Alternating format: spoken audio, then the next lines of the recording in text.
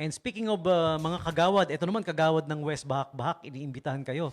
Si Camille Bert Adlawan, ayan, is inviting you.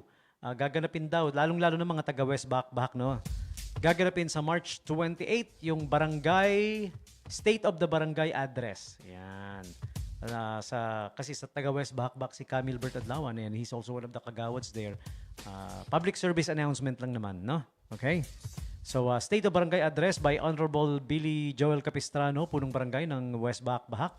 Gaganapin ang kanyang State of the Barangay Address March 28, 2026, 4 p.m. at the Barangay Hall of WBB, Olongapo City. You are all invited, sabi ni Camille Bert Adlawan, Kagawad, West Bahak-Bahak. Okay? So again, March 28 po ha, yung mga gustong manood at makinig.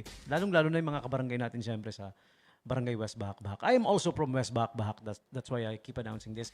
And in addition to that, meron pang worthwhile, talagang worthwhile activity nga